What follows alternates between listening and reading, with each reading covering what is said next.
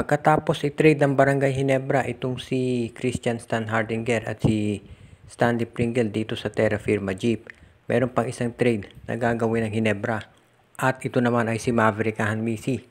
Siya raw ngayon ang gustong i-trade ng Barangay Ginebra at tinitignan nila kung saan team ito pwedeng mapunta. Ang unang option dyan ay dito sa Blackwater Bossing, kapalit ng first round draft pick nito na si Cedric Bearfield. Pero kung yan ay hindi matutuloy, kasi tandaan po natin, ngayong araw na to mismo do sa PBA ay bawal na mag-trade. Dito sa draft day, bawal ang trade. Pero pagkatapos nung draft day, saka pwedeng mangyari yan. So, ibig sabihin, po pwedeng i-draft ng Blackwater itong si Cedric Bearfield pagkatapos iti-trade siya sa Barangay Ginebra kapalit ni Maverick Hanmisi. Yan ang isang option. Kung hindi papayag itong Blackwater Bossing, po pwede na i-trade itong si Maverick Hanmisi para dito sa kukuning player ng Phoenix dito sa pang number 4 o kaya sa Northport Batang Pier. Ayon dito sa reports, mukhang complete revamp na ang gusto ni Coach Tim Cone dito sa kanyang lineup. At para doon sa mga nagtatanong, well, mukhang hindi talaga maliwanag kung ba't tinrade si Stan Hardinger dahil nakita natin parang may iba-iba silang kwento. Sinabi ni Coach Tim Cone si Christian daw ang gustong magpa-trade noon, pero sinabi ni Stan Hardinger na binawi na niya yung kanyang deklarasyon noon at willing siya magstay sa Ginebra. Pero anyway, tapos na yan. Nasa Terra Firma na itong si Stan Hardinger at itong Barangay Ginebra naman namimili kung sino kukunin dito sa number 3. Kung si Kai Balungay, si Kaylan Tiongson o kaya isang point guard katulad ni RJ Abarientos o si Evan Nel. Dahil ayon dito sa mga reports na lumalabas, hindi pa 100% itong si Scottie Thompson.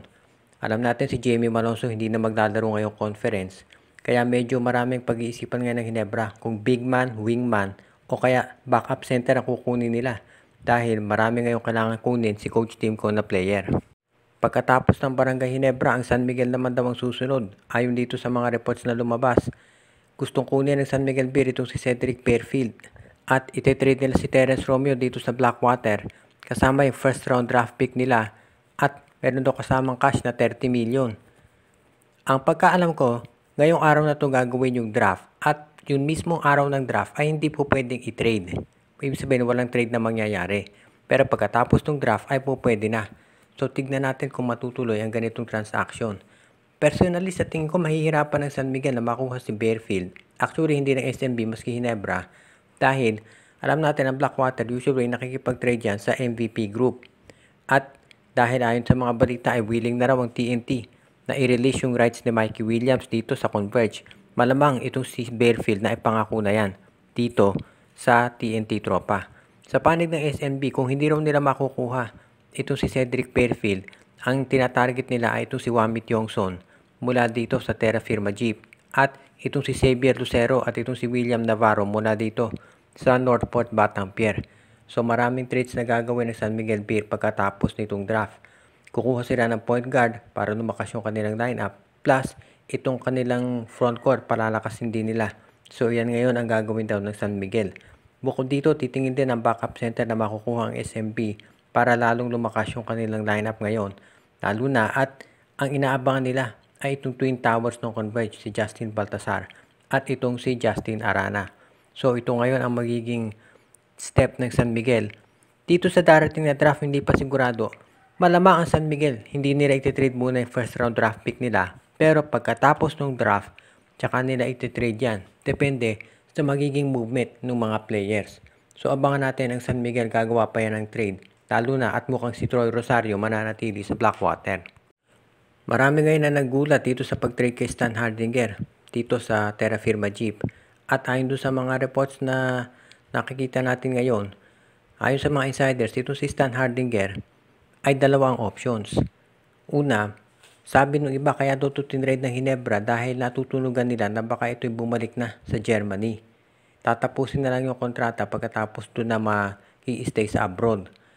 Pero ang sabi naman ng iba, kukumbinsihin daw ng SMC itong si Stan Hardinger na manatili dito sa Terra Firma Jeep. Dahil after a few conferences, ililipat na siya dito sa Magnolia Chicken Templados na nangangailangan ngayon ng big man. Malamang ang mangyari dyan, itong si Stan Hardinger balik. Si Stan Hardinger mapupunta sa Magnolia pagkatapos itong si James Taput balik siya dito sa Terra Firma Jeep. Plus sasamahan pa siguro ng iba pang player sa Magnolia katulad ni Calvin Abueva o si Paul Lee o si Gio Halalon. Sa ngayon kasi, itong si Christian Stan Hardinger, ang main concern ng San Miguel Corporation dito ay siguraduhin na wag mag-abroad itong si Stan Hardinger. Dahil pag siya umalis, mawawala ng big man ng ang SMC. So yan ang magiging problema nila, lalo na alam natin magkaka-twin towers na itong Converge Fiber XRs. At yung MVP group, nakita natin, marami ng big men ang Meralco at ang TNT, sigurado kukuha rin yan. Kaya yan ngayon ang nangyayari dito. Gustong siguraduhin ng SMC na itong si Stan Hardinger ay hindi mag-abroad. Kung mag-abroad itong si Stan Hardinger, kailangan humanap ang Magnolia na ibang big men na makukuha. So yan daw ngayon ang gagawin nila. Magpapalakas sila at mga bigs ang target. Pati San Miguel ganyan din daw ang plano. Sa panig naman ni Coach Chito Victorero, itong draft pick nila hindi nila ipamimigay at gagamitin. Ang tanong na lamang ay kung sino magiging available dahil medyo mababa position nila. Pero itong si Stan Hardinger, huwag kayong umasa na magtatagal yan sa Terra Firma. Ayon dito sa lumabas na reports, itong TNT Tropang Giga ay handa na raw i-relinquish yung rights ni Mikey Williams para dito sa Converge Fiber XRs. Ang ibig nito sabihin sa tingin ko, ang TNT ay ready na makuha itong si Cedric Bearfield mula sa Blackwater o kaya si Robert Bolick. Isa dyan sa mga nabanggit mapupunta sa kanila. Ngayon, itong kailangan nating liwanagin dito, ang mapupunta sa Converge ay yung rights ni Mikey Williams. Ibig sabihin, yun mismong pagpirma ng kontrata ay na kay Mikey na yan kung pipirma siya o hindi. Alam natin na yan ang naging problema dito sa TNT. Ngayon, kung pag-uusapan natin ay yung pera, sigurado na kaya naman ng Converge yung gawin. Na kaya nilang bayaran kung ano man ang gusto ni Mikey Williams. Nandito na lang yan sa Converge kung paano nila to kakausapin. So, kailangan nating siguraduhin na itong si Mikey Williams ay mapapipirma nila ng kontrata. Dahil siyempre, medyo may risk talaga dyan itong Converge kung gagawin nila to. Sa TNT, wala ka ng, kumbaga, no lose ito sa TNT. Kung meron silang makuhang kapalit dito sa Converge, hindi pa natin alam kung sino. Kung draft pick or ano.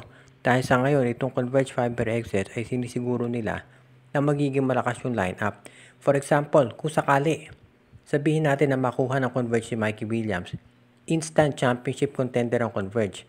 Kung meron kang Justin Arana, Justin Baltasar, Mikey Williams, Johnny Winston, Alex Stockton, biglang ang lakas ng lineup ng Converge. Kaya sa tingin ko, yan ang plano talaga ni Coach Aldin Ayo. Ngayon, kung ikaw naman TNT, kailangan din natin consider na yung value nito si Mikey Williams medyo bumaba dahil nga hindi ito naglalaro at ang hirap kausap. So, kailangan siguraduhin ng Converge Fiber XRs na huwag silang mamimigay masyado ng maraming players para dito kay Mikey Williams dahil hindi pa ito sigurado talaga. Out kay Joseph Pineda, kay Donel Santiago, RG Bueno at Dalina family, Jonel Alagon at Celino Valles family, Joshua Giray, Espejo at Rosales family. Pinabati din natin si Zenaida de Guzman, Eduardo Monsales, Roman de la Cruz Agustin, Edwin Carmona Jr., Ireneo Salangsang, Judy, Edwina, Shaina, Carl Jaira at Jonah Villarosa, JJ Sibum, OG, Len Gio at Gia Santillana at Tagle family, Alicia Garcia, si Anthony Alon family, Carl Alarcos, Juan Solegue, Kuya Mike TV, Alexis Teterala, si John Ray Marquesuela, Michael D, Romeo Conchada, John Admalyari, Katsakino Dukusin, Junjun Angie, Patpat at B-Boy Matas, Noel Corpus, Princess Yumi Corpus at Garly Baduria, Jason Mendoza, Dexter Domer, si Enju, Ronald Barbosidad at si Rico Olarte at ang iba pa nating taga-subaybay.